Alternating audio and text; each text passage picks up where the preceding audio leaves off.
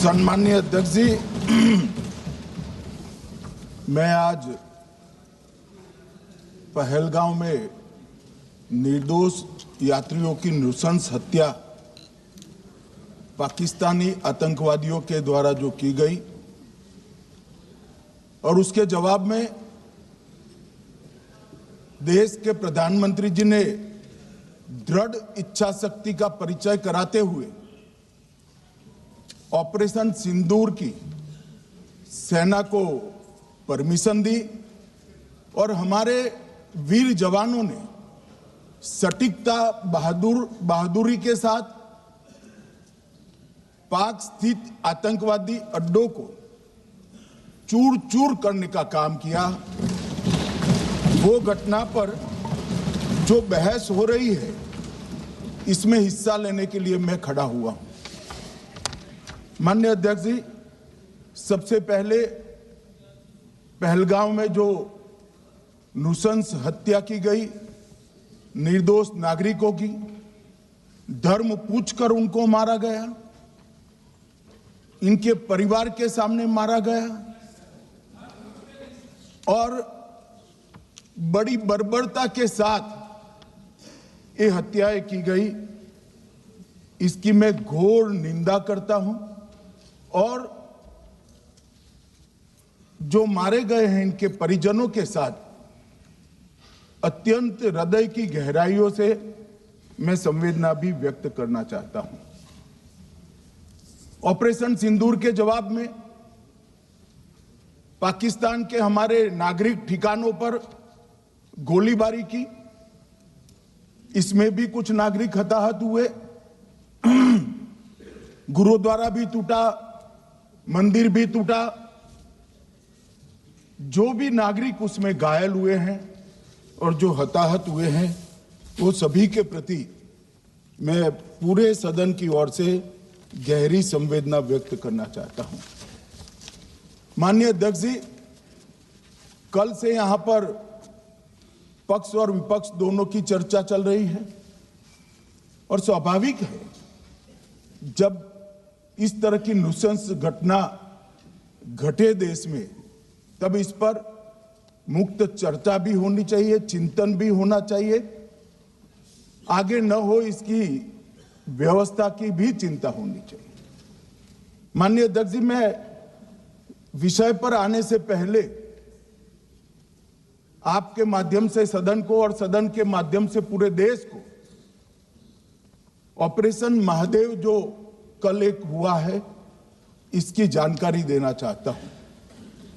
माननीय अध्यक्ष जी, कल ऑपरेशन महादेव में सुलेमान उर्फे फैजल जट, अफगान और जिब्रान, 3 आतंकवादी सेना, सीआरपीएफ और जम्मू कश्मीर पुलिस के संयुक्त अभियान में ऑपरेशन महादेव में मारे गए। और माननीय अध्यक्ष जी,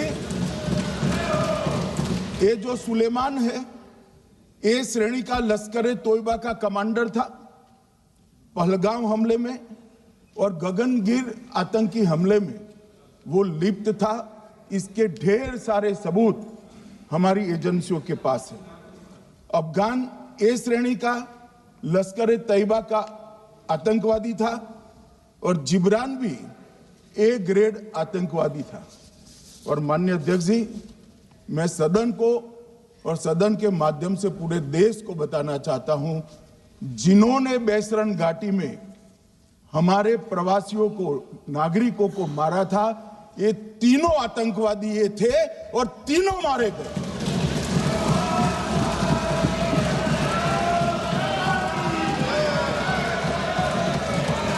और मान्यवर, मैं आज इस सदन के माध्यम से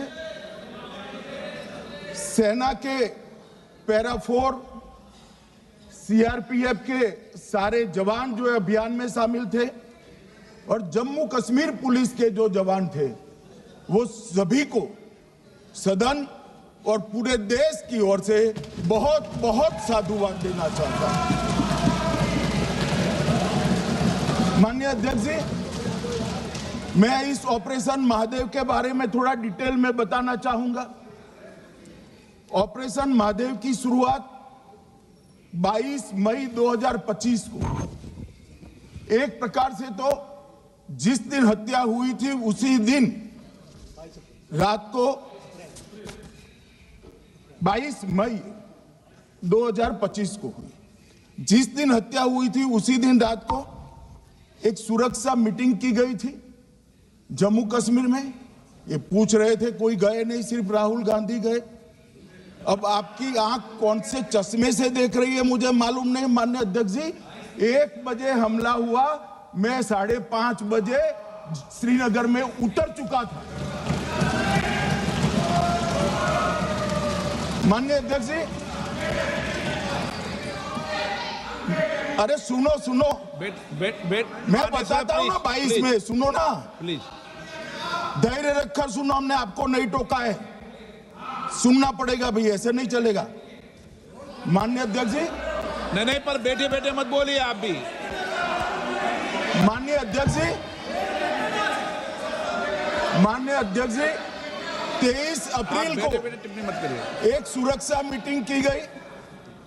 सभी सुरक्षा बल, सेना, CRPF, BSF, Jammu Kashmir police, और सबसे पहले उसमें निर्णय किया गया कि जो नृशंस हत्यारे हैं वो देश छोड़कर पाकिस्तान भाग न पाए, इसकी हमने पुख्ता व्यवस्था की और भागने नहीं दी। 22 मई को आईबी के पास एक ह्यूमन इंटेल आई और एक क्षेत्र के अंदर, दाची गांव क्षेत्र के अंदर आतंकवादियों की उपस्थिति की सूचना मिली।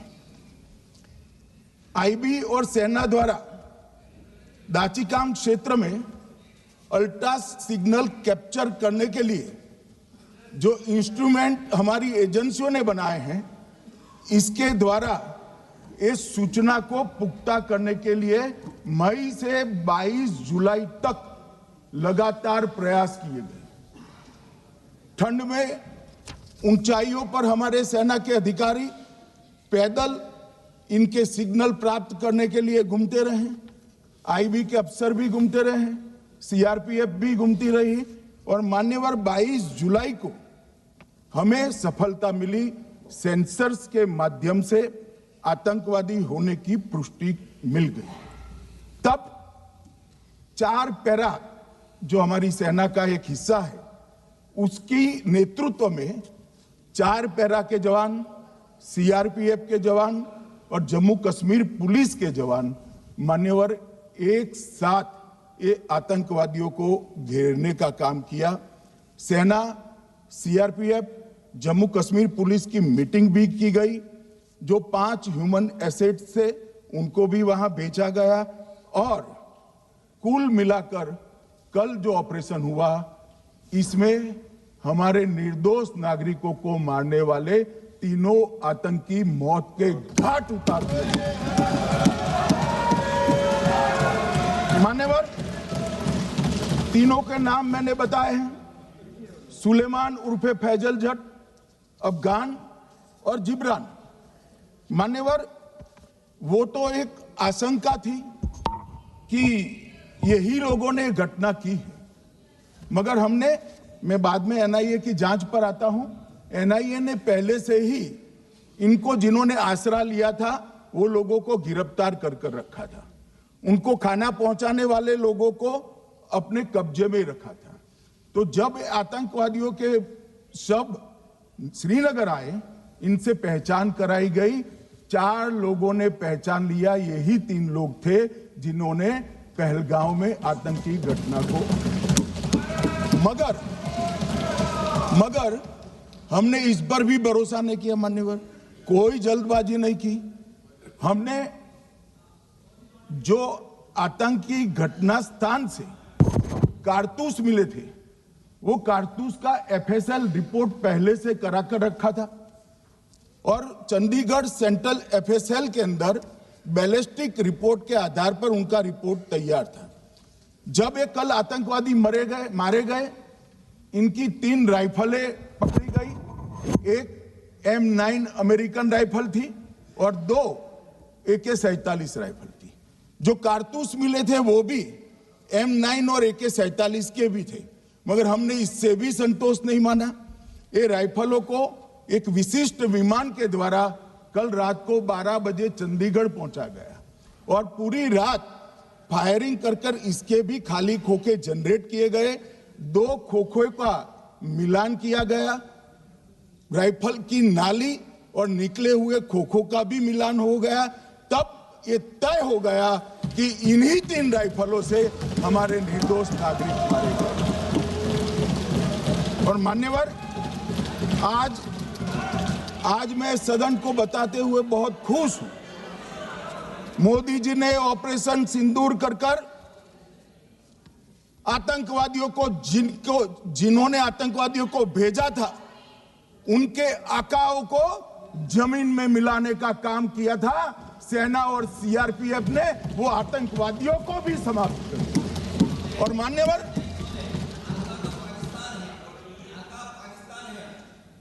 कौन पाकिस्तान से आपकी बात होती है क्या? अरे बैठ जाओ भाई।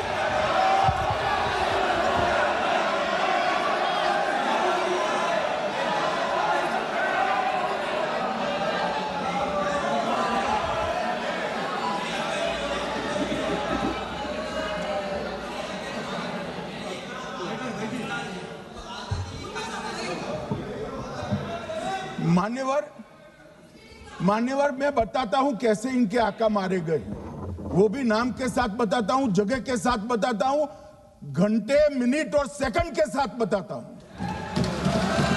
मान्यवर, मैं तो अपेक्षा करता था कि जब ये सूचना सुनेंगे पक्ष विपक्ष में खुशी की लहर दौड़ जाएगी, मगर ये स्याही पड़ गई इनके चेहरे। ये क्या है मान्यवर? किस तरह की पॉलिटिक्स है भाई? आतंकवादी मारे गए, आपको इसका भी आनंद नहीं है?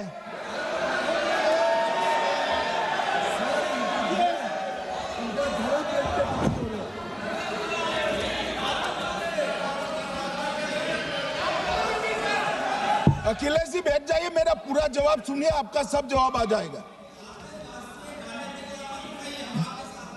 भाई, आप आतंकवादियों का धर्म देखकर दुखी मत होइए।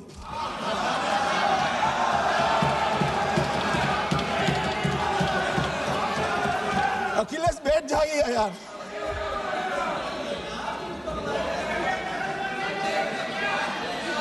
अखिलेश जी बैठ जाइए। मान्यवर, किसी को संशय रखने की जरूरत नहीं है। बैलिस्टिक रिपोर्ट मेरे पास है, मेरे हाथ में है और 6 वैज्ञानिकों ने इसको क्रॉस चेक किया है।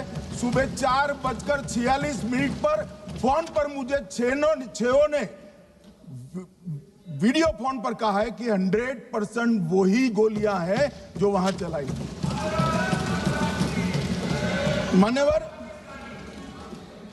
ये हमारे देश की सेना, CRPF और जम्मू कश्मीर पुलिस, ये तीनों का एक साझा बहुत बड़ा कामयाबी है, जिस पर 140 करोड़ को नाज होना चाहिए, देश की जनता को नाज।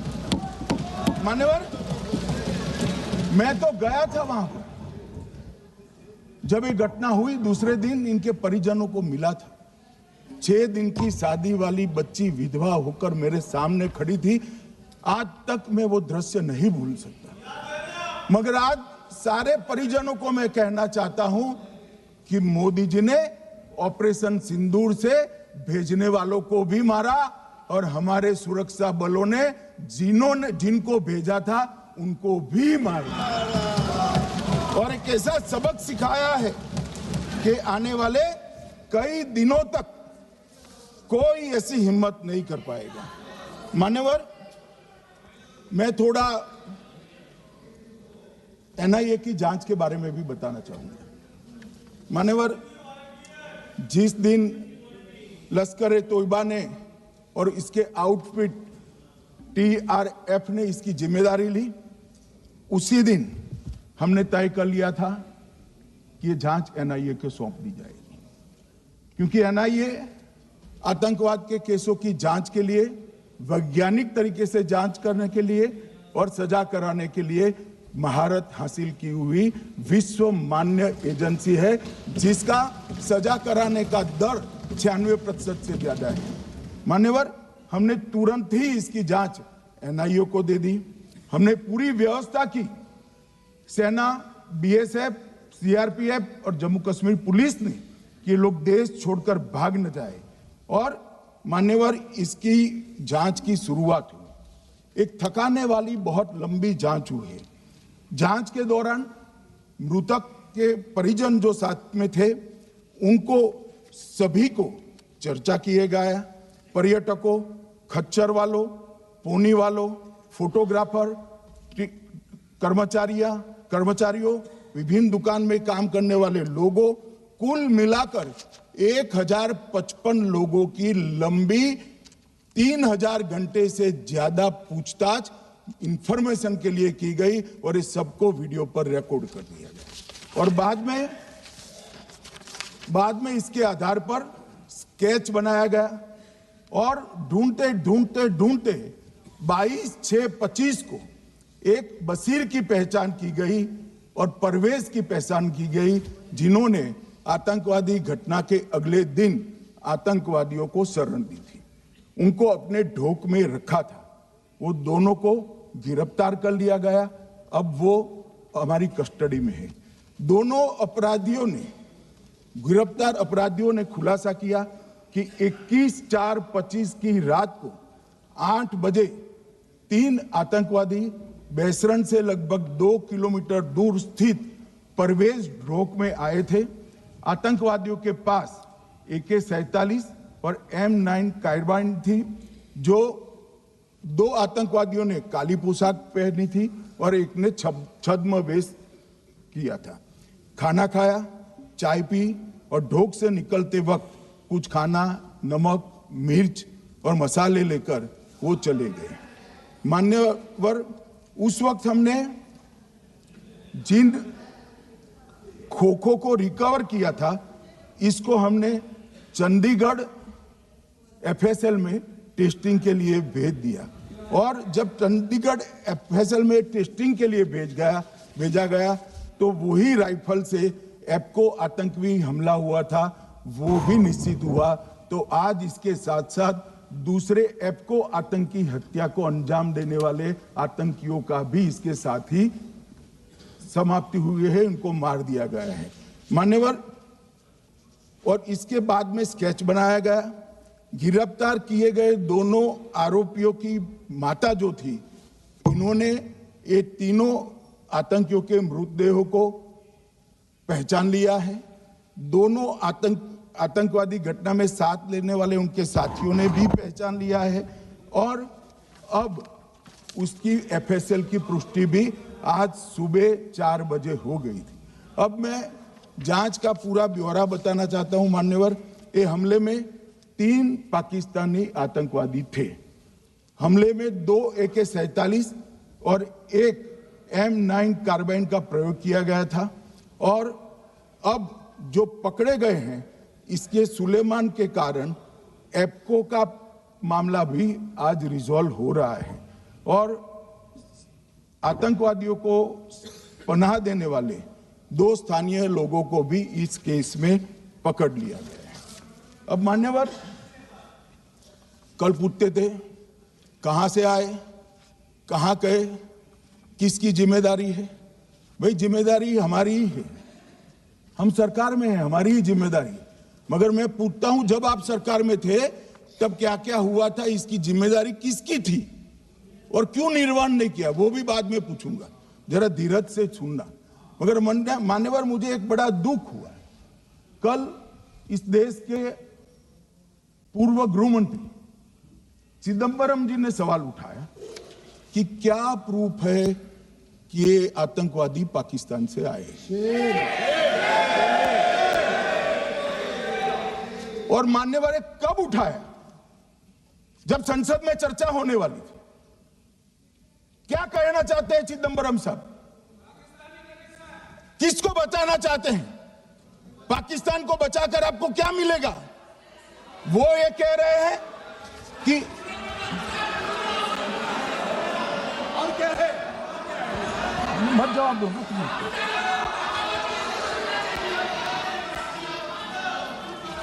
मान्यवर, हमारे पास, मैं आज चिदंबरम साहब को कहना चाहता हूं, मैं आज चिदंबरम साहब को आपके माध्यम से कहना चाहता हूं, हमारे पास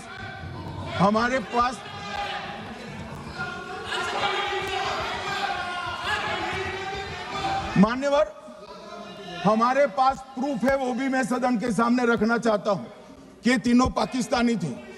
3 में से 2 के पाकिस्तान के वोटर नंबर भी आज हमारे पास उपलब्ध है।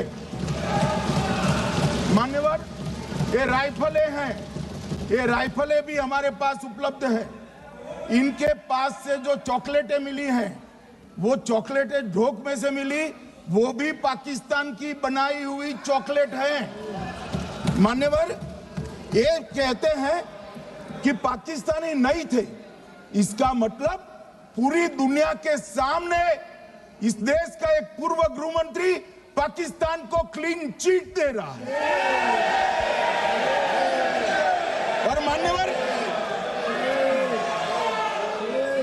और मान्यवर, वो पाकिस्तानी आतंकवादी नहीं थे, ऐसा बोलकर श्री चिदंबरम अगर पाकिस्तानी आतंकवादी नहीं थे तो पाकिस्तान पर हमला क्यों किया, वो भी सवाल खड़ा कर रहे हैं। मान्यवर, आज पूरी दुनिया ने हमारे संसद सदस्य गए थे, स्वीकारा था कि हमला पाकिस्तान ने किया है। और इस देश का गृह मंत्री जो कांग्रेस पार्टी से आता है, वो कहता है कि क्या सबूत है।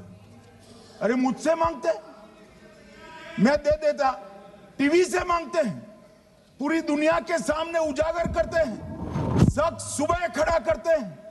पाकिस्तान को बचाने का इनका ये षड्यंत्र आज 130 करोड़ लोग जान रहे हैं। बच नहीं पाओगे आप लोग, बच नहीं पाओगे। मान्यवर,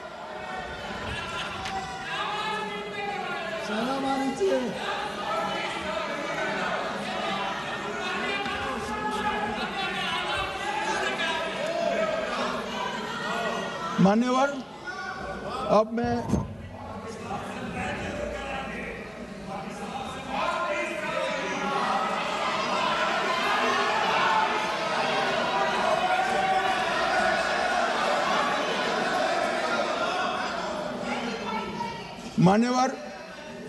अब मैं पहलगांव आतंकी हमला और ऑपरेशन सिंदूर,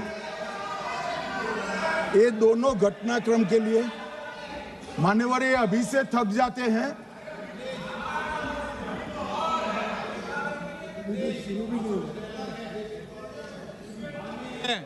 प्लीज बैठिए।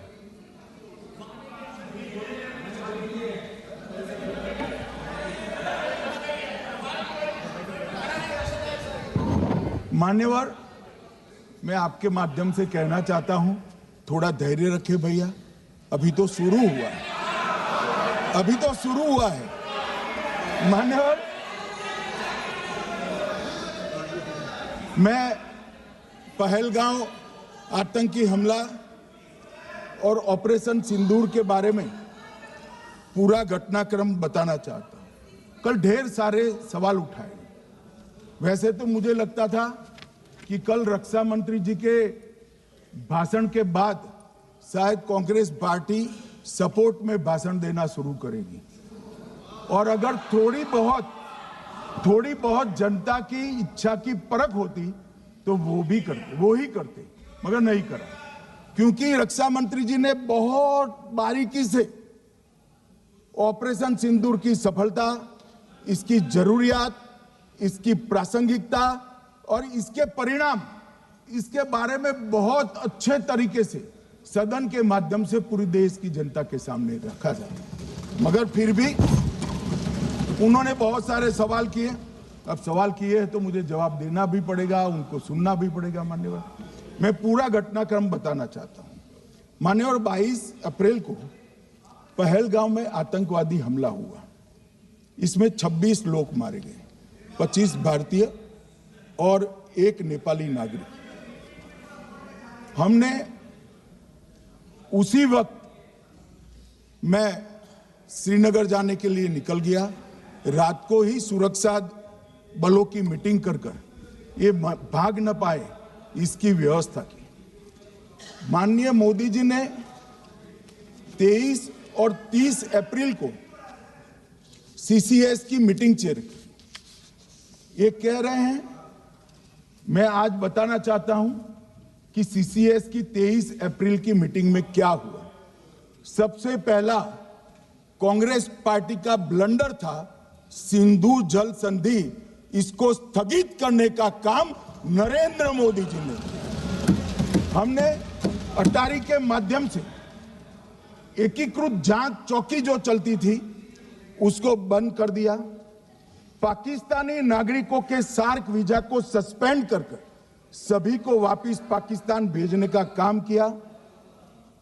पाकिस्तान स्थित उच्चायोग ने रक्षा, सैन्य, नौसेना के सलाहकारों को अवांछनीय व्यक्ति घोषित किया। संख्या को 55 से घटाकर 30 किया और सीसीएस ने ये संकल्प लिया कि जहां पर भी ये आतंकवादी छुपे हैं उनको और उनकी ट्रेनिंग करने वाले अड्डों को सेना, पुलिस, सीआरपीएफ, बीएसएफ उचित जवाब देगी। मान्यवर, जिस तारीख को ये हुआ उसी दिन ये निर्णय हो चुका। मान्यवर, इसके बाद में कल गोगाई जी कहते थे मोदी जी 24 को पहलगाम जाने की जगह बिहार गए। सुनो यार। मान्यवर, मोदी जी जब ये पहलगाम घटना हुई यहां नहीं थे, विदेश में थे। आने के बाद तुरंत सीसीएस बैठक की और मोदी जी जिस दिन बिहार गए उस दिन पहलगाम में कुछ नहीं, कोई नहीं था, सिर्फ राहुल गांधी थे। सारे लोग चले गए थे, सारे लोग वहां से अपने अपने ठिकाने पर चले गए थे। मगर इन्होंने एक बात कही, उस पर मेरी आपत्ति है। मान्यवर, उन्होंने कहा 24 अप्रैल को चुनावी भाषण किया।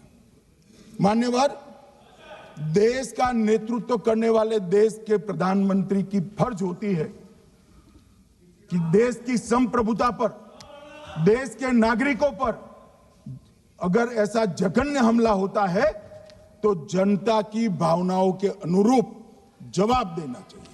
मान्यवर, मैं आज आपकी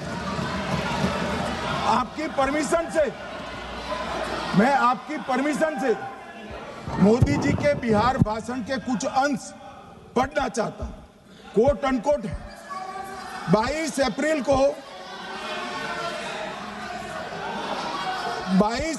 को पहलगाम का यह हमला केवल निहत्थे पर्यटकों पर नहीं बल्कि पूरे भारत की आत्मा पर एक दुस्साहसपूर्ण प्रहार है। आतंकवाद के प्रति दृढ़ और कड़ा रुख, आतंकियों और इसके हमले की साजिश रखने वालों की कल्पना से भी बढ़कर उनको सजा दी जाए। मान्यवर, महत्वपूर्ण है आतंकियों और इसकी साजिश रचने वाले दोनों को। आतंकियों की बची खुची जमीन भी मिट्टी में मिलाने का समय आ गया है। 140 करोड़ भारतीय इस बात के लिए एकजुट है कि आतंक के आकाओं की कमर तोड़ दी जाएगी। भारत हर एक आतंकवादी और उनके समर्थकों की पहचान करेगा, उनका पता लगाएगा और उन्हें दंडित करेगा। आतंकवाद कभी भी भारत की आत्मा नहीं तोड़ पाएगा। न्याय सुनिश्चित करने का मैं हर संभव प्रयास करूंगा। अनकोट। अब इसमें किसी को चुनावी भाषण दिखाई पड़ता है तो उसकी समझ शक्ति पर बहुत सारे सवालिया निशान लग जाते हैं। ये चुनावी भाषण नहीं है। आतंकवाद के खिलाफ लड़ने का 140 करोड़ भारतीयों का प्रतिघोष है जो मोदी जी ने वहां दिया। इनको चुनावी भाषण दिखाई पड़ता है, जैसे चश्मे होते हैं ऐसी ही दृष्टि होती है। मान्यवर, इसके बाद 30 अप्रैल को मान्यवर 30 अप्रैल को सीसीएस की बैठक हुई, पहले 23 को हुई थी। उसमें सशस्त्र बलों को पूर्ण ऑपरेशन की फ्रीडम दे दी गई। प्रधानमंत्री मोदी जी ने सीसीएस की उपस्थिति में रक्षा मंत्री, एनएसए और सेनाओं के प्रमुख के साथ बैठकर पूर्ण ऑपरेशनल फ्रीडम देने का काम किया और इसके बाद ये ऑपरेशन सिंदूर हुआ। मान्यवर, ऑपरेशन सिंदूर 7 मई को रात को 1:04 से 4 मिनट से 1:24 तक चला। उसमें पाकिस्तान के 9 आतंकी ठिकानों को ध्वस्त कर दिया और पूरी दुनिया ने इसके दृश्य देखे। साहब, इससे बड़ा संयमित हमला नहीं हो सकता। आजकल दुनिया में युद्ध चल रहे हैं, हम देख रहे हैं, बच्चे मर रहे हैं, महिलाएं मर रही, निर्दोष मर रहे हैं। हमने 9 आतंकी अड्डों को समाप्त किया, परंतु एक भी सिविलियन नहीं मारा गया, केवल और केवल आतंकी मारे। स्थान थे मरकज सुभान अल्लाह बहावलपुर, मरकज तैयबा मुरीद के, महमूना जाया कैंप सियालकोट, अरे नाम सुनो काम में आएंगे, सरजाल camp Sialkot, Sawai Nala camp Muzaffarabad, Syedna Bilal camp Muzaffarabad, Gulpur camp Kotli, Barnala camp बिंगबर्ग और अब्बास कैंप कोटली। मान्यवर, सर्जिकल स्ट्राइक और एयर स्ट्राइक में हमने पाक ऑक्यूपाई कश्मीर में ही हमला किया, एक प्रकार से भारत के हिस्से पर ही हमला किया। पाक ऑक्यूपाई कश्मीर हमारा ही है, तो हमने तो हमारे हिस्से में हमला किया। मगर इस बार 100 किलोमीटर अंदर घुसकर पाकिस्तान की भूमि पर आतंकवादियों को तबाह करने का काम। और मान्यवर, ये आतंकी वो के ठिकानों पर हमला हुआ, इसमें मारा कौन गया? हाफिज मोहम्मद जमील जैसे मोहम्मद के प्रमुख मौलाना मसूद अजहर के बहनोई, मुदस्सर खादियान मरकज तैयबा मुरीद का प्रमुख, याकूब मलिक जेएम पदाधिकारी, मोहम्मद हमसा जमील जेएम ऑपरेटिव, मोहम्मद यूसुफ अजहर गंभीर रूप से घायल था, फिर मारा गया। जैसे मोहम्मद का आमिर मोहम्मद हसन खान गंभीर रूप से घायल था, फिर मारा गया। जेएम ऑपरेटिव मोहम्मद हसन गंभीर रूप से घायल हुआ। अब्दुल मलिक, खालिद अबू अक्स और नोएम मलिक, इनका कोई पता ठिकाना नहीं। और मान्यवर, ये पूछते थे मुझे कल कि पहलगांव के दोषी कहां गए, वो पहलगांव के दोषी कहां गए?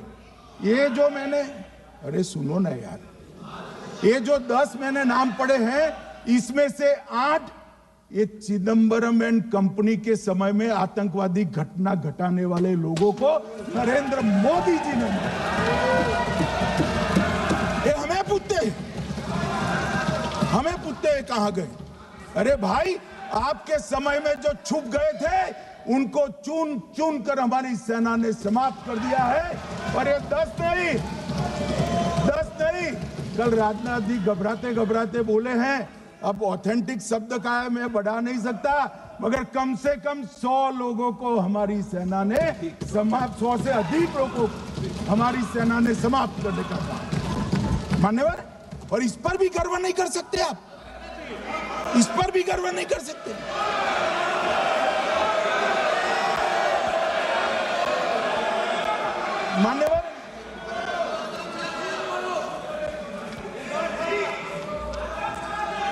मान्यवर 7 मई को 1:26 पर 22 मिनट पर ये हमारा काम समाप्त हो गया। हमारे डीजीएमओ ने उनके डीजीएमओ को बता दिया कि भाई हमने आतंकवादी हमलों पर स्थानों पर सिर्फ हमला किया है, इनके हेडक्वार्टर पर हमला किया है, जो हमारा आत्मरक्षा का अधिकार है। पूरी दुनिया इसको एक्नॉलेज करती है। ऐसा नहीं हो सकता है मनमोहन सिंह के समय की तरह कि वो आकर मारेंगे और हम चुपचाप बैठे रहेंगे और जाकर चर्चा करेंगे। ये नरेंद्र मोदी सरकार, ऐसा नहीं हो सकता। डोजियर भेजते रहेंगे। मान्यवर, उरी में हमला हुआ, हमने सर्जिकल स्ट्राइक किया। पहलगाम में हमला हुआ, एयर स्ट्राइक करा, और अरे पुलवामा में हुआ, एयर स्ट्राइक करा, और पहलगाम में हमला किया। 100 किलोमीटर अंदर जाकर 9 अड्डों और 100 से ज्यादा आतंकवादियों को समाप्त। मान्यवर, अब देखें, हमने तो हमला किया था पाकिस्तान स्थित टेररिस्ट ठिकानों पर। अब पाकिस्तान से गलती हो गई। टेररिस्ट ठिकानों पर जो हमला किया था उसको वो अपने पर का हमला मान बैठे और पूरी दुनिया में कहते थे कि हमारा टेररिज्म से कोई लेन देन नहीं है। ये तो अब ऐसे ही ग्रुप करते, हम तो विक्टिम है, जो मनमोहन सिंह ने सर्टिफाइड भी कर दिया था कि ये भी विक्टिम है। मान्यवर, मगर दूसरे दिन इनकी श्रद्धांजलि का कार्यक्रम हुआ और पाकिस्तान को मालूम नहीं पड़ा कि ये पूरी दुनिया देखेगी। सेना के आला अफसर उनके नमाजे जनाजा में उपस्थित हुए, उनके जनाजे को कंधा दिया और ये सारे आतंकवादियों के जनाजे के जुलूस के अंदर पाकिस्तानी सेना, इनके अफसर, आईएसआई के अफसर, वहां की पुलिस के अफसर अश्रुभीनी आंख के साथ जुड़े थे। और मान्यवर, ये सिंदूर ने पाकिस्तान को पूरी दुनिया में एक्सपोज कर दिया कि पाकिस्तान के अंदर टेररिज्म स्टेट स्पॉन्सर्ड टेररिज्म है। ये पूरी तरह से मान्यवर, पूरी तरह से एक्सपोज हो गया। 8 मई को पाकिस्तान ने हमारे रिहायशी इलाकों में हमला किया, हमारे सेना के अड्डों पर हमला किया, मगर एक भी मिसाइल से उनका कुछ नुकसान नहीं कर पाई। बहुत नजदीक से की हुई गोलाबारी के कारण हमारे एक गुरुद्वारा टूटा, एक मंदिर टूटा, कुछ हमारे नागरिक हताहत हुए।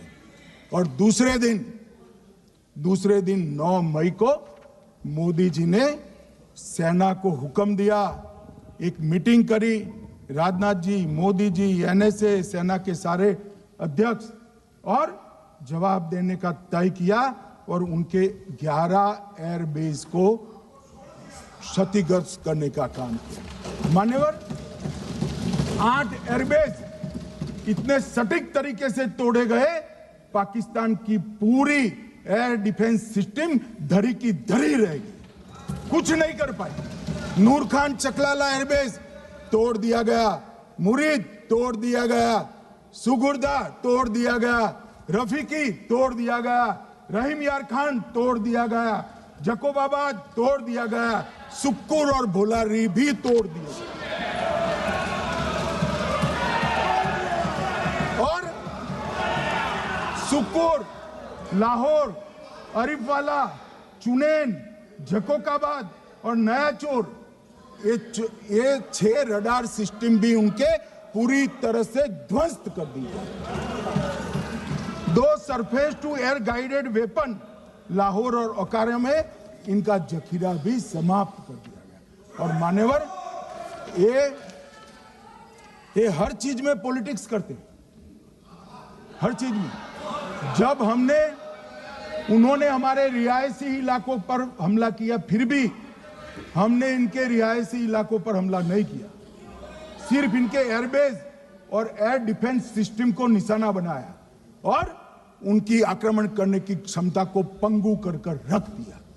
हमारी पूरी सेना, पूरी वायुसेना, पूरी नौसेना अक्षुण्ण थी और उनकी हमला करने की क्षमता को हमने छिन्न विछिन्न कर दिया।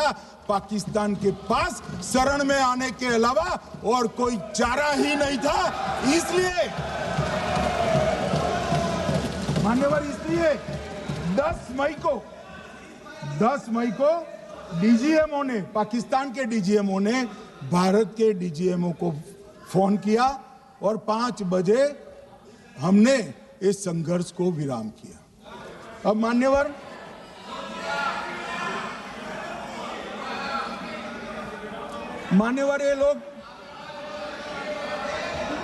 ये लोग कल सवाल उठा रहे थे कि इतनी अच्छी पोजीशन में थे, आपने युद्ध क्यों नहीं किया? युद्ध के कई परिणाम होते हैं मान्यवर, करना न करना वो सोचकर करना पड़ता है। मगर मैं इसी देश के इतिहास से कुछ घटनाएं बताना चाहता हूं। 1948 में मान्यवर, कश्मीर में हमारी सेनाएं निर्णायक बढ़त पर थी। सरदार पटेल ना बोलते रहे, जवाहरलाल नेहरू जी ने एक तरफा युद्ध विराम कर दिया। और मान्यवर, मैं बड़ी जिम्मेदारी के साथ कहता हूं, मैं इतिहास का विद्यार्थी हूं, पाक ऑक्यूपाई कश्मीर का अगर अस्तित्व है तो जवाहरलाल नेहरू जी की ये युद्ध विराम के कारण है। इसका जिम्मेदार जवाहरलाल नेहरू है।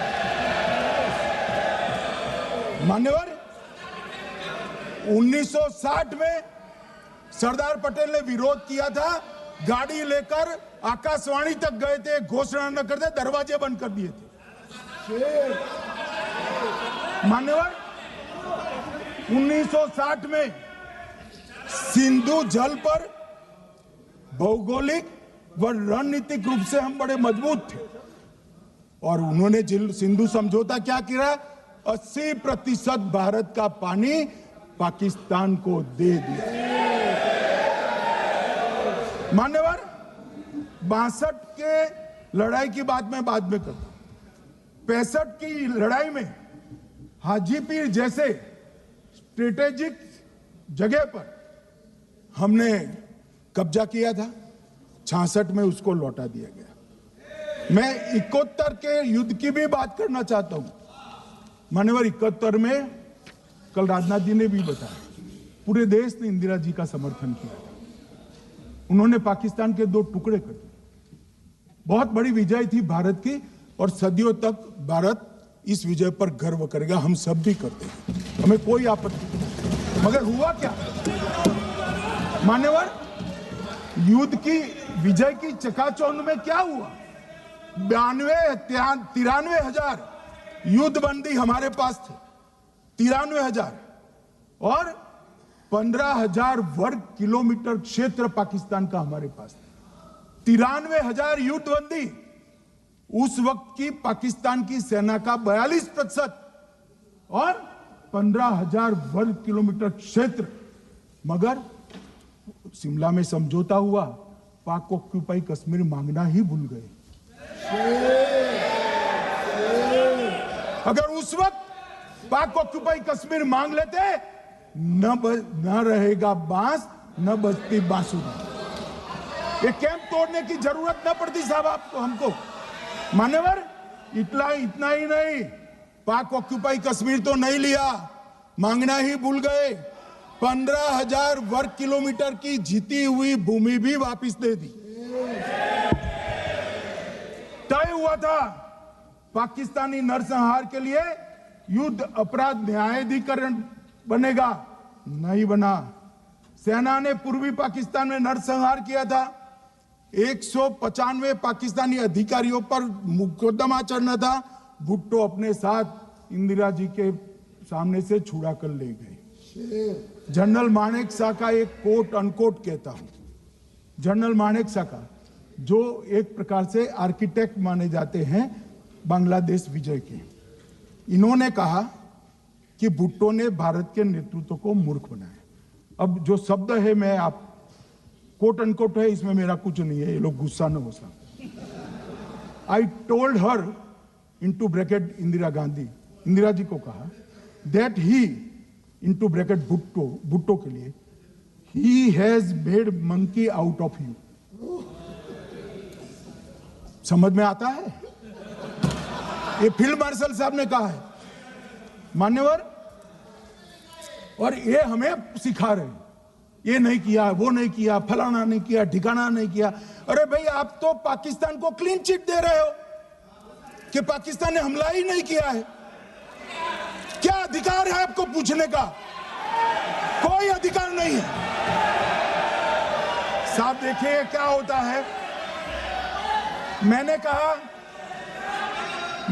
पाकिस्तान को क्लीन चिट दे रहे हो, तो कनी मोदी जी कह रही है कि नहीं, हम नहीं दे रहे।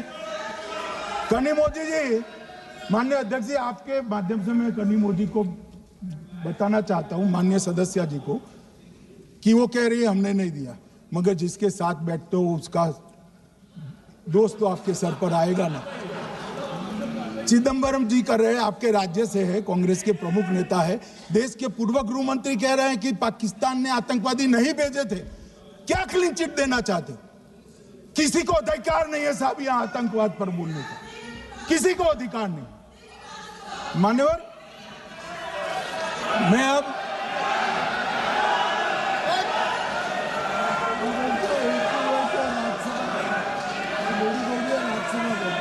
मान्यवर, मैं उनको बताना चाहता हूं, अभी आधा भी नहीं हुआ है, जरा सुनो।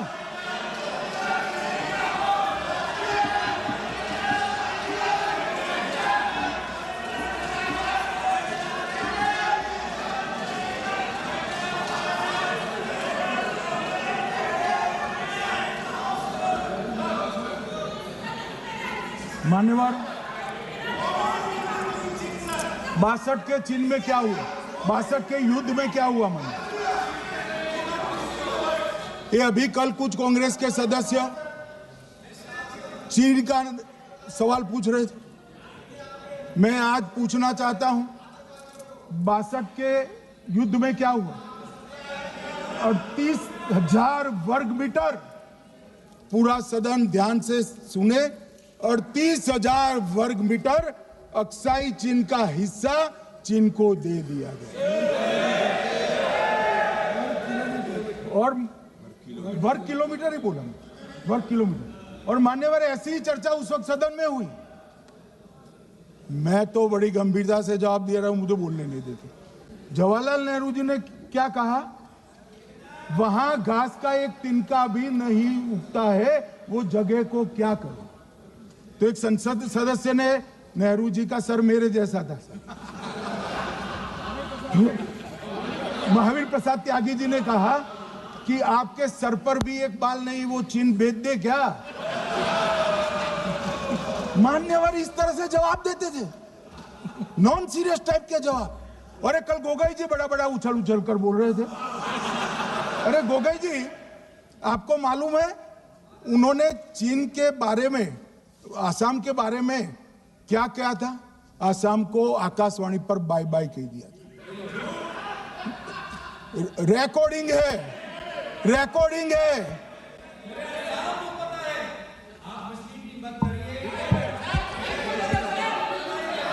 मान्यवर, मैं भी सहमत हूं, मैं भी सहमत हूं, पूरे आसाम को पता है। मान्यवर,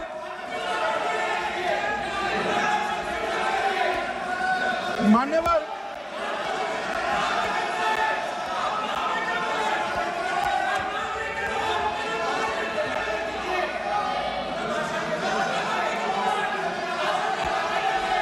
मान्यवर, मुझे मालूम है पूरे आसाम को पता है, इसीलिए तो वो विरोध पक्ष में बैठे हैं वहां पर आसाम में। पूरे आसाम को पता है। और मान्यवर,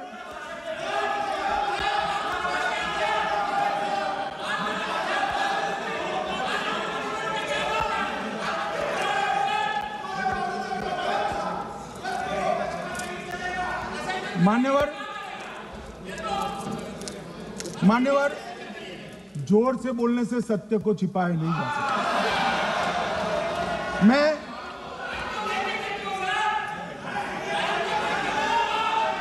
मान्यवर, मैं selected works of Jawaharlal Nehru series volume 29 पृष्ठ 231 पर से एक जवाहरलाल नेहरू जी के पत्र को कोट करना चाहता हूं। अनौपचारिक रूप से संयुक्त राज्य अमेरिका ने ये सुझाव दिया कि चीन को संयुक्त राष्ट्र में तो ले लिया जाए, मगर सुरक्षा परिषद को नहीं। सुरक्षा परिषद में भारत को लेना चाहिए। ये अमेरिका का प्रस्ताव था। नेहरू जी ने कहा हम इसे स्वीकार नहीं करते क्योंकि इससे चीन के साथ हमारे संबंध खराब होंगे और चीन जैसे महान देश को बुरा लगेगा।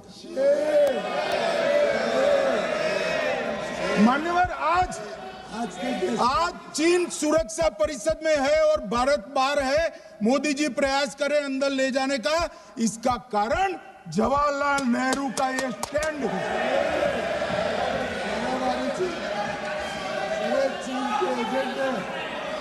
और मान्यवर, ये तो पीढ़ी दर पीढ़ी चलता आ रहा है। राजीव गांधी फाउंडेशन ने चीन के साथ एमओयू कर दिया। अब कहते नहीं है कि एमओयू में क्या था, ये तो बताओ भाई, क्या एमओयू किया था राजीव गांधी फाउंडेशन ने?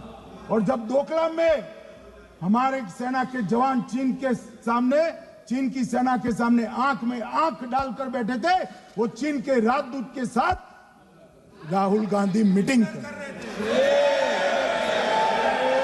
ये मान्यवर ऐसा नहीं है। जवाहरलाल नेहरू, सोनिया गांधी, राहुल गांधी, तीन पीढ़ी तक के चीन का प्रेम उतरता जा रहा है। मान्यवर,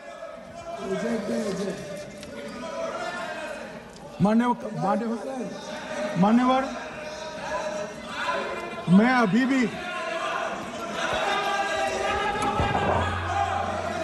भी एक बात इस महान सदन के माध्यम से देश की जनता को कहना चाहता हूं, जो मेरी मान्यता है। ये सारी आतंकवाद की जड़ पाकिस्तान है और पाकिस्तान कांग्रेस पार्टी की भूल है। पार्टीशन स्वीकार न करते, पाकिस्तान कभी न होता। इन्होंने पार्टीशन को स्वीकार कर देश को तोड़ा है। मान्यवर, कल विदेश मंत्री जी बता रहे थे शर्म अल शेख सम्मेलन का बलूचिस्तान ब्लंडर, जिसने पाकिस्तान को हमारे साथ चर्चा करने के लिए इक्वल फुटिंग पर ला दिया। मान्यवर, अब ये टेररिज्म की बात करते हैं। मैं इसमें भी पूरे देश की जनता को टेररिज्म की विगत 20 साल की स्थिति से अवगत कराना चाहता हूं। मान्यवर, अटल जी की सरकार थी। 2002 में टेररिज्म को समाप्त करने के लिए अटल जी की सरकार, एनडीए की सरकार, भाजपा सरकार पोटा का कानून लेकर आई। मान्यवर, मैं सदन को याद कराना चाहता हूं, पोटा कानून का विरोध किसने किया था? किसने किया? कांग्रेस पार्टी ने किया। हमारे पास बहुमत नहीं था राज्यसभा में। मजबूरन हमने कानून को गिर गया, मजबूरन संयुक्त सत्र बुलाना पड़ा और पोटा कानून संयुक्त सत्र में पारित हुआ। देश नहीं भूल सकता मान्यवर। और पोटा कानून को रोककर आज भी कांग्रेस पार्टी के नेता जब बोले तब कहे, पोटा कानून को रोककर किसको बताना चाहते थे आप? किसको बचाना चाहते थे? पोटा तो आतंकवादियों के खिलाफ था। पोटा को रोककर अपनी वोट बैंक का उल्लू सीधा करने के लिए आप आतंकवादियों को बचाना चाहते। और मान्यवर, 2004 में अटल जी की सरकार गई, मनमोहन सिंह, सोनिया गांधी की सरकार आई। आते ही पहला काम क्या किया मान्यवर? पहली ही कैबिनेट में पोटा कानून को रद्द कर दिया। मैं फिर से पूछता हूं, किसके फायदे के लिए कांग्रेस पार्टी ने पोटा कानून रद्द किया? जवाब दीजिए जरा यहां पर। और मान्यवर, इसके बाद क्या हुआ? 2004 के दिसंबर में पोटा कानून रद्द हुआ। 2005 में अयोध्या में रामलल्ला के टेंट पर हमला हुआ, आतंकवादी मारे गए।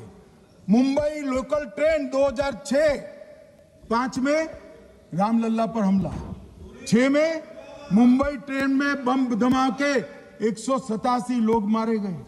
2006 डोडा उधमपुर में हिंदुओं पर हमला, 34 लोग मारे गए। 2007 हैदराबाद 44 लोग मारे गए। 2007 यूपी लखनऊ वाराणसी 13 लोग मारे गए। रामपुर सीआरपीएफ कैंप वहां पर हमला हुआ 2008 में। 2008 में श्रीनगर के आर्मी के काफिले पर हमला हुआ, 10 सुरक्षा बल मारे गए। मुंबई आतंकी हमला 2008 में हुआ, 246 लोग मारे गए। जयपुर में 8 बम धमाके हुए, 64 लोग मारे गए। 2008 में अहमदाबाद में 21 बम धमाके हुए, 57 लोग मारे गए। दिल्ली में 2008 में 5 धमाके हुए, 22 लोग मारे गए। और पुणे की जर्मन बेकरी 17 लोग मारे गए। वाराणसी में 10 में धमाका हुआ, 11 में मुंबई में 3 धमाके हुए, 27 लोग मारे गए। अब मैं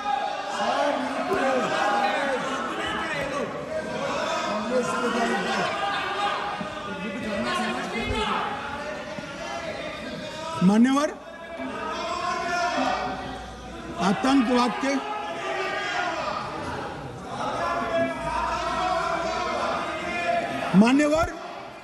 आतंकवाद के खिलाफ लड़ाई होती, कभी वो हमला करते हैं, मगर सवाल ये है कि इन्होंने 5 से 11 के बीच में 27 जघन्य हमले किए, 1000 के करीब लोग मारे गए। आपने क्या किया? क्या किया आपने? जवाब दीजिए, क्या किया? और मैं राहुल गांधी जी को चैलेंज देना चाहता हूं, इन्होंने इस आतंकवादी हमलों के खिलाफ उनकी सरकार ने जो कदम उठाए, यहां खड़े रहकर हिम्मत से बताए देश की जनता को, कुछ नहीं किया मान्यवर। ये यहां से आतंकवादियों की फोटो पाकिस्तान भेजते रहे, डोजियर भेजते रहे। और मान्यवर ये कहते हैं कि आपके समय में भी हमले हुए। मैं उनको अंतर समझाना चाहता हूं, वो देख नहीं पा रहे।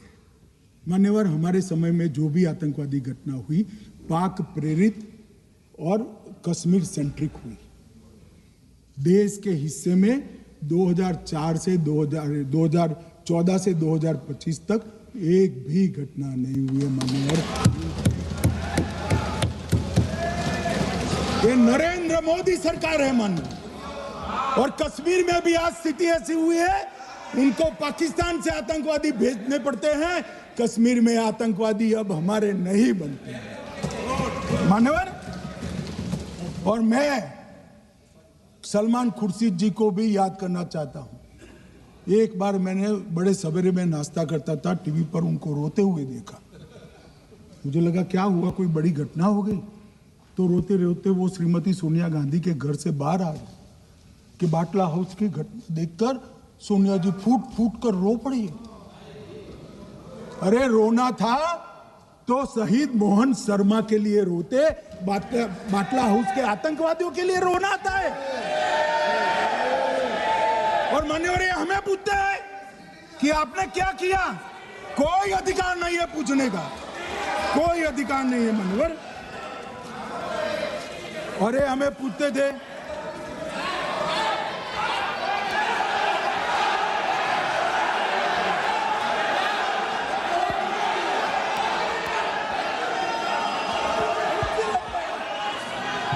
मान्यवर, अभी 25% बाकी।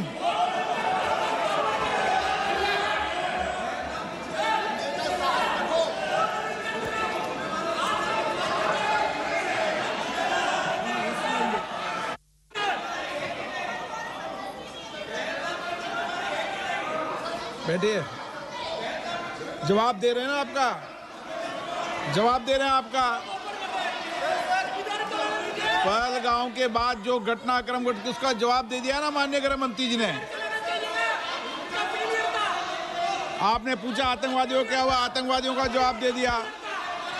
क्या पूछना चाहते हैं आप? आपने हर सवाल पूछा, हर सवाल जवाब सुनिए माननीय गृह मंत्री जी।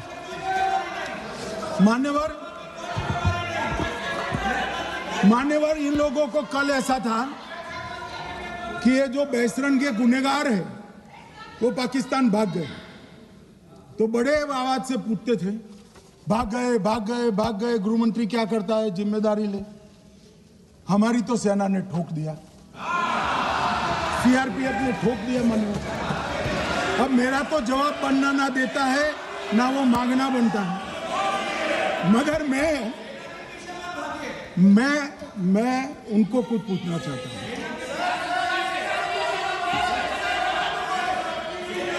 मान्यवर,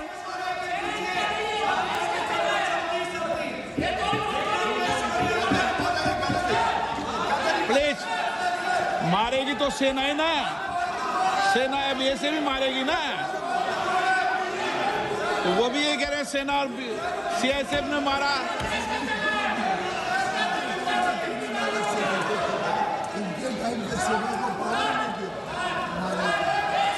मान्यवर ये कहते हैं, साहब इसको बिठाओ जरा।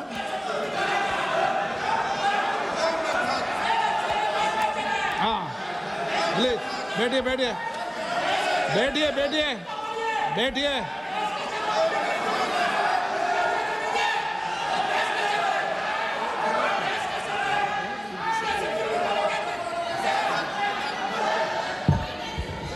सबको मान्यवर, ये लोग मुद्दा उठाना चाहते हैं तो जरूर उठाए।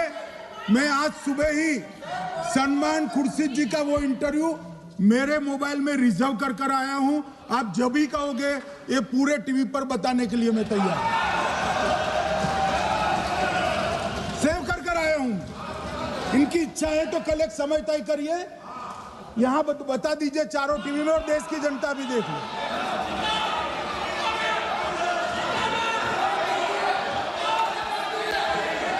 मान्यवर कह रहे हैं बताओ, आप बताओ, बताना है या नहीं बताना? नहीं, पूछो ना उनको। Please please.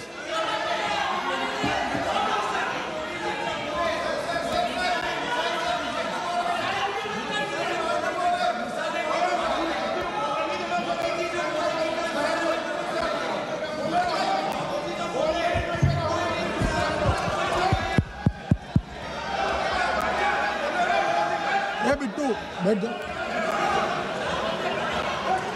मान्यवर ये पूछ रहे थे कि क्यों भाग गए।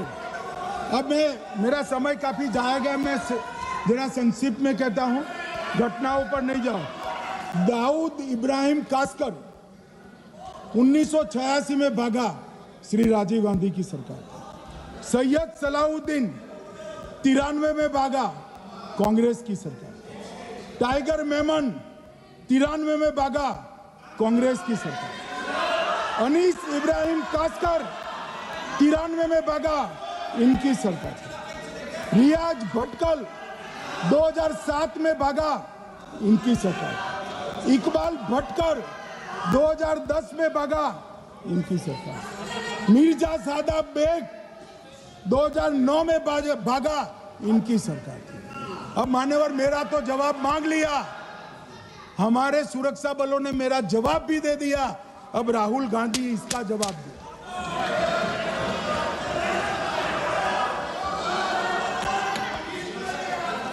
मान्यवर अब मैं कश्मीर के विषय में मैं बात करना चाहता हूं। कल कहते थे कि गृह मंत्री ने भाषण किया था कि 370 की कलम जाएगी तो आतंकवाद कम हो जाएगा। क्या हुआ? मान्यवर मेरा हिसाब देना बनता है।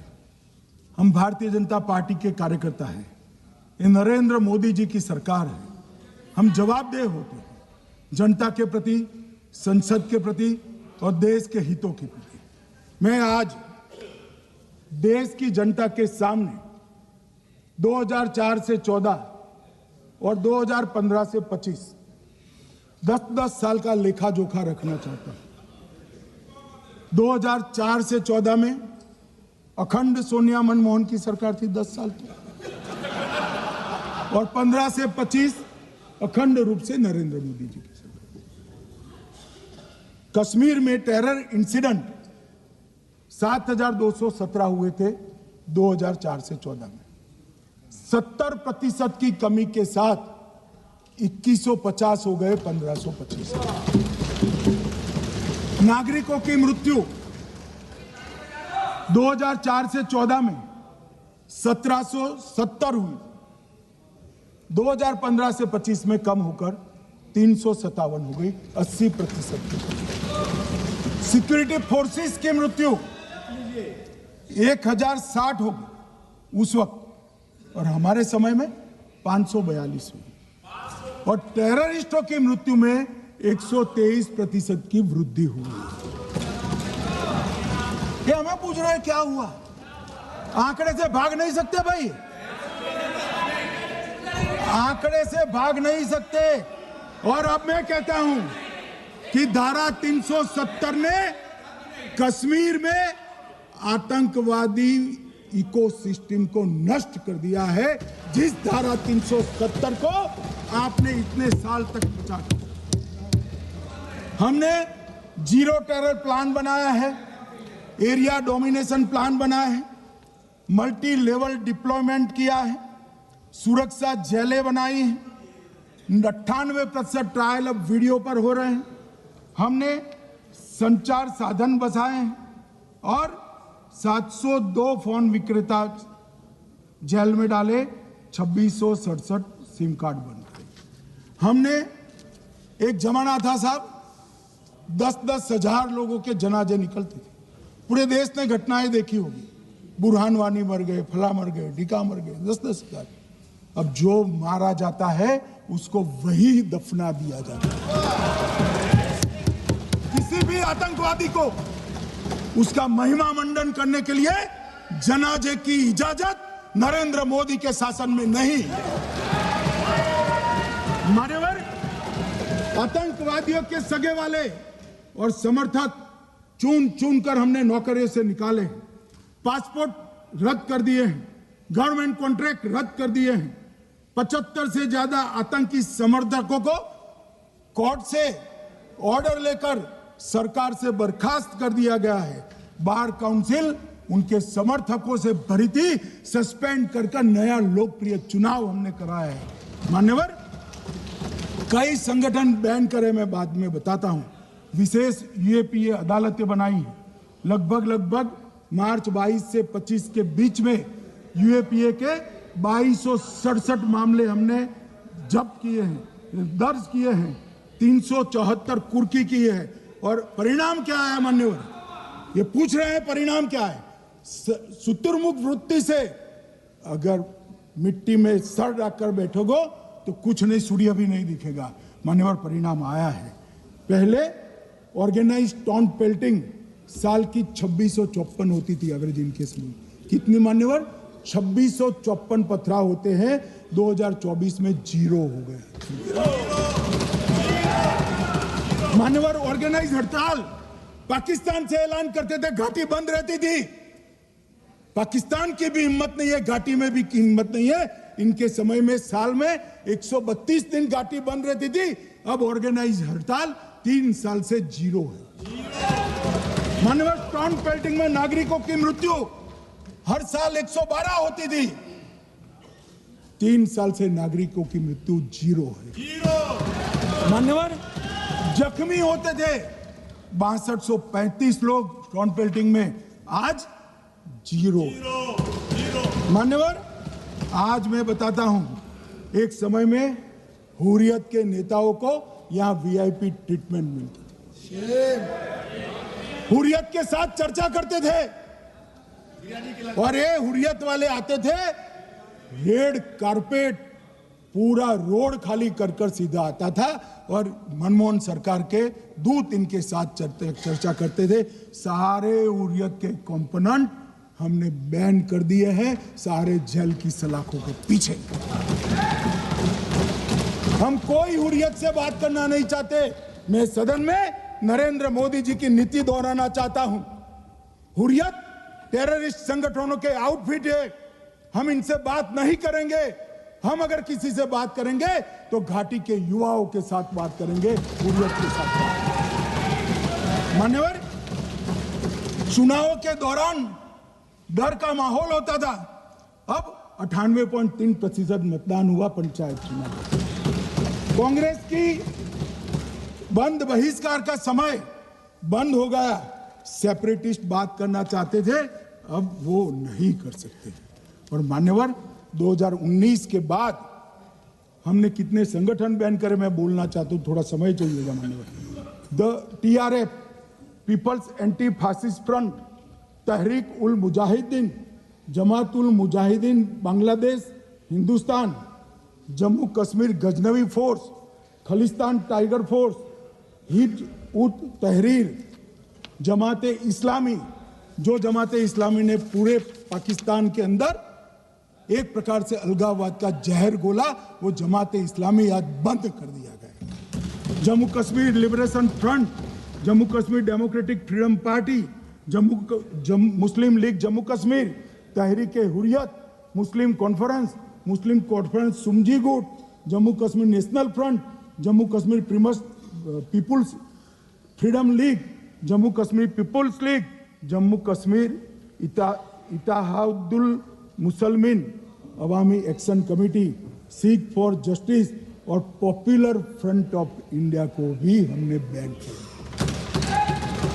और ये शांति ऐसे नहीं हुई है। और ये कहते हैं कि एक भी घुसपैठ नहीं होती है।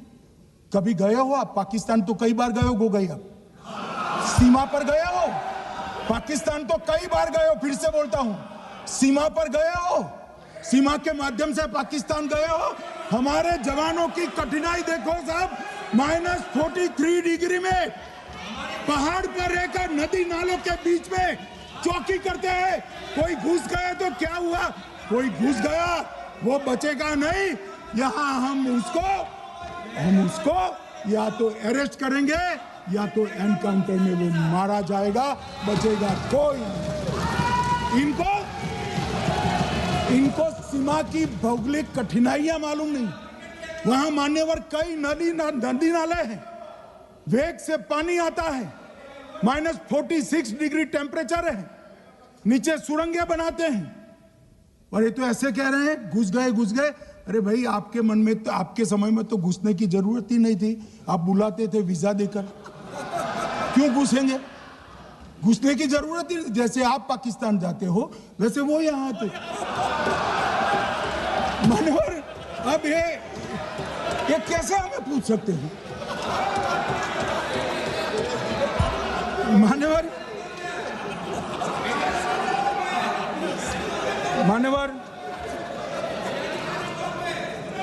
मैं समझ रहा हूं, मान्यवर मैं समझ रहा हूं, पोटा का विरोध करने वाले को नरेंद्र मोदी की आतंकवादी विरोधी नीति नहीं पसंद आई। मैं समझ रहा हूं, पोटा रद्द करने वाले को नरेंद्र मोदी जी की एंटी टेरर नीति पसंद नहीं आई। मैं समझ रहा हूं, टेररिस्टों का बचाव कर वोट बैंक बनाने वालों को एक कोई नीति पसंद नहीं आएगी। मानवर, इसका विरोधी होना है। परंतु मैं आज एक बात यहां सदन के सामने आपके माध्यम से सदन को और दुनिया को बताना चाहता हूं। मानवर, ये नरेंद्र मोदी सरकार है, टेररिज्म के खिलाफ हमारी जीरो टॉलरेंस की नीति है, ऑफर है, और वो हम विजयी हो। और मान्यवर, मैं फिर से अंत में ऑपरेशन महादेव में जुड़े हुए सेना, CRPF और जम्मू कश्मीर पुलिस के सभी जवानों को 2 हाथ जोड़कर प्रणाम कर बहुत साधुवाद।